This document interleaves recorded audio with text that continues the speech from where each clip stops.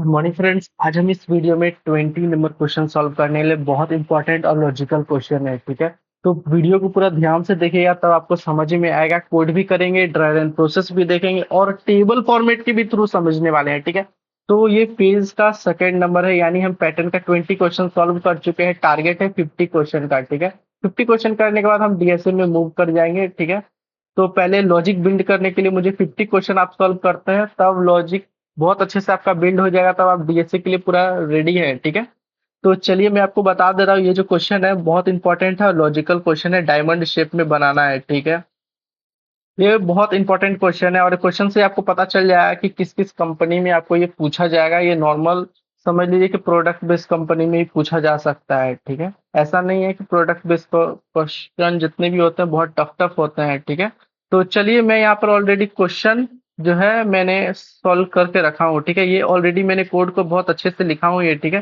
पहले समझ लेते हैं कि ये काम क्या करता है। ठीक है, ये अपर हाफ का कोड है और ये जो है ये लोअर हाफ का कोड है। ठीक है, और मैंने यहाँ पे साइड में कोड का ड्राई रन प्रोसेस भी बहुत अच्छे से रखा हूँ। ठीक है, जिससे कि मैं आपको बता सकूं। ठीक है, और यहाँ पर देखिए मैंने यहाँ पर जो है टेबल फॉर्मेट में भी बताने के लिए रखा हूँ। ठीक है, तो वो दोनों तरीका से समझने वाले हैं। ये है अपर का, लोअर का। ठीक है, दोनों को बहुत अच्छे से समझते हैं। चलिए पहले कोड पहले देख लेते हैं। ठीक है, मैंने n इज इक्वल टू 5 लिया हूँ। ठीक है, ये अपर जो है डायमंड का मैंने यहाँ पर जो कोड को कमेंट कर दिया हूँ। ठीक है, मैंने 4 i in range n plus one कर दिया हूँ। ठीक है, वन से स्टार्ट होगा n प्लस वन। ठीक है, और ये कोड जो मैंने लिखा है ना, ये स्पेस के लिए है। ठीक है, तो देखिए प्रिंट लीडिंग स्पेस। मैं ऑलरेडी बता दे रहा हूँ कि इतने सारे क्वेश्चन जो भी किए होंगे तभी ये क्वेश्चन सॉल्व होगा। आप नहीं देखें तो जाके सारे क्वेश्चन का वीडियो देखिए, समझिए, क्वेश्चन सॉल्व करिए, तब आइए, क्योंकि एक एक करके हम जो है मेरा क्वेश्चन थोड़ा टफ होता जाएगा। ठीक है, तो क्वेश्चन जो है मैं समझा दे रहा हूँ कि ये सब कैसे किया है। ऑलरेडी आप ये सब बनाए होंगे तो आपको अच्छे से समझ में आ जाएगा। ठीक है, तो यहाँ देखिए ये वाला कोड जो है क्या काम कर रहा है, स्पेस के लिए काम कर रहा है। ठीक है, यहाँ पर मैं n माइनस आई से डायरेक्ट स्पेस को इंटू करवा दे रहा हूँ। ठीक है, और यहाँ देखिए ये काम क्या कर रहा है, for J in range 1i+1 जो है ये इंक्रीज कर रहा है। ठीक है, उसके बाद ये प्रिंट करेगा। ठीक है, यहाँ देखिए ये डिक्रीज के लिए मैंने ये कोड लिखा हूँ। ठीक है, for J in range I से शुरू होगा, -1 जीरो तक जाएगा, -1 डिक्रीमेंट करते करते आगे बढ़ेगा।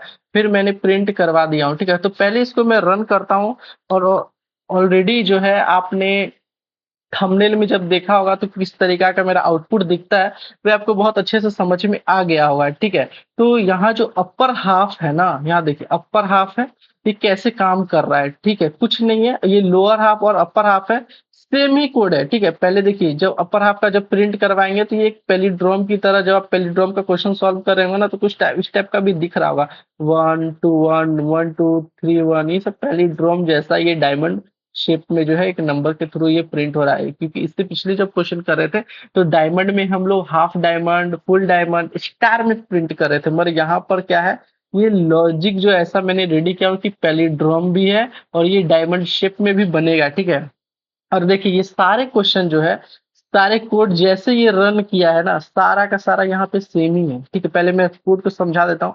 सिर्फ मैंने फर्स्ट लाइन को चेंज करना है, बाकी और कोई लाइन को चेंज नहीं करना है। ठीक है, पहले मैं एक काम करता हूँ, पहले समझा देता, for I in range n-1।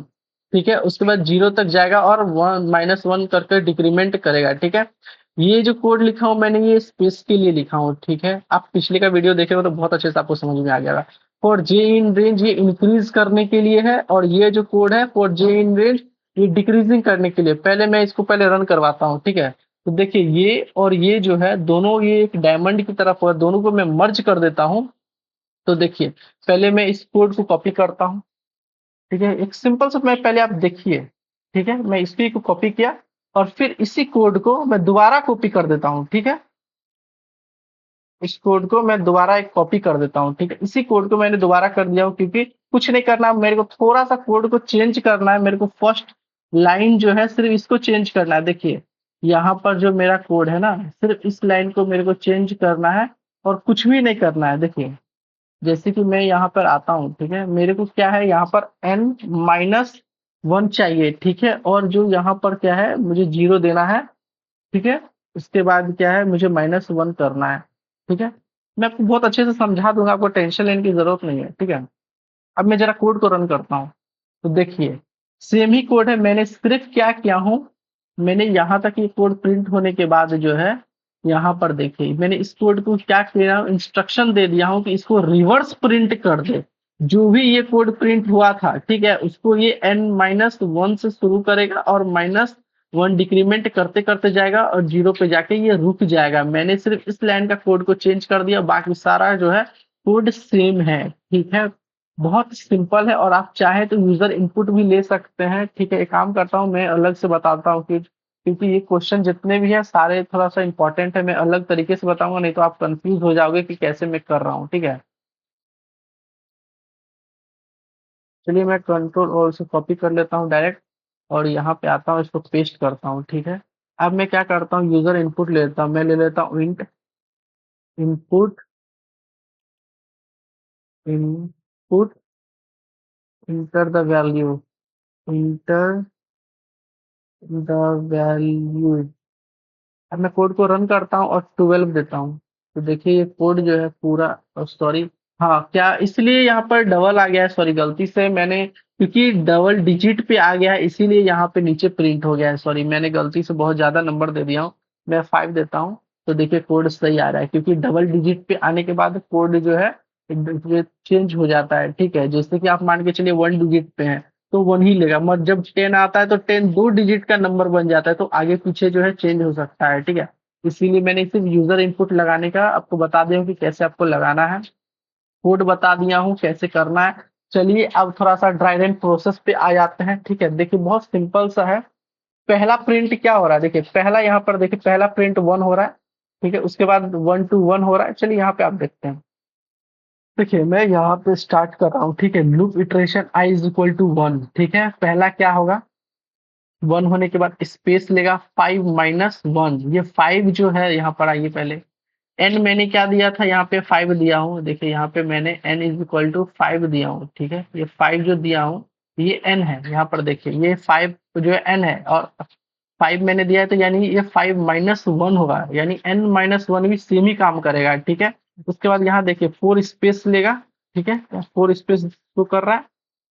उसके बाद सेकंड लाइन में आते हैं, पहला लाइन स्पेस प्रिंट करवाएगा, दूसरा लाइन जो है इंक्रीज करेगा और यहाँ पर जो है डिक्रीज करेगा। ठीक है, पर लूप जो है इटरेशन आई में ये करेगा। ठीक है, पहला जब स्पेस का ये कोड प्रिंट होगा, ठीक है, उसके बाद क्या है, नंबर इंक्रीज करेगा j is equal to 1 print 1 और नंबर डिक्रीज कर देगा since i-1 is equal to 0, इसका आउटपुट जो है 1 आएगा। ठीक है, अब देखिए दूसरा में आते हैं। ठीक है, लूप इटरेशन होगा i इज इक्वल टू 2 रहेगा, यहाँ पर 1 है तो फिर नेक्स्ट होके बढ़ेगा। स्पेस जो है 3 स्पेस रहेगा, इंक्रीज जो होगा 1 और 2, यहाँ पर देखिए सिर्फ इंक्रीज जो था ये सिर्फ 1 हो रहा था और यहाँ पे 1 2 हो रहा था और डिक्रीज सिर्फ 1 हो रहा था। यहाँ पर आइए थे, पहले देखिए कोड को देखिए, पहले क्या है कि अब 1 to 1 आ रहा था। ठीक है, अब यहाँ पर भी देखिए आउटपुट क्या है, 1 to 1 है। ठीक है, यहाँ पर जैसे कि इंक्रीज हो गया 1 और 2 और लास्ट में आ गया डिक्रीज का।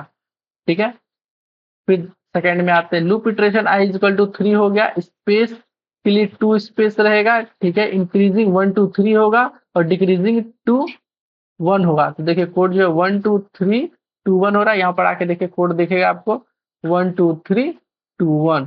ठीक है, दिख रहा है ना, कोड सेम ही है, बहुत सेम है और इसमें भी वही हो रहा है। लूप इटरेशन यहाँ पर i इज इक्वल टू 3 हो गया तो फिर एक बढ़ के i इज इक्वल टू 4 हो जाएगा, फिर स्पेस 1 रहेगा। ठीक है, इंक्रीज 1 2 3 4 होगा, डिक्रीज 3 2 1 होगा, पूरा आउटपुट जो है 1 2 3 4 तक जाएगा। ठीक है, 1 2 3 4, उसके बाद 3 2 1, देखिए 3 2 1। ठीक है, अब आते हैं loop iteration i is equal to 5 हो गया, इसमें क्या होगा, नो स्पेस रहेगा, इंक्रीज जो है 1 2 3 4 5 रहेगा और डिक्रीज जो होगा 4 3 2 1 होगा। तो यहाँ पर देखिए आउटपुट क्या आ गया, 1 2 3 4 5 और 4 3 1। तो यहाँ पर जो है ये खत्म हो गया है मेरा ये वाला, देखिए यहाँ पर जो है ये कोड मेरा खत्म हो चुका है। ठीक है, देखिए मेरा जो ये है, ये अपर का जो है खत्म हो चुका है, अब लोअर का स्टार्ट हुआ है। ठीक है, 1 2 3 4 5 तक गया था। ठीक है, अब वहां से जो है बैक नीचे की तरफ जो है आना स्टार्ट हो जाएगा, यानी लोअर केस जो है हाफ डायमंड का अब यहाँ का लॉजिक स्टार्ट होने वाला है। ठीक है, मैंने बताया था, मैंने सिर्फ इसी कोड को चेंज किया था।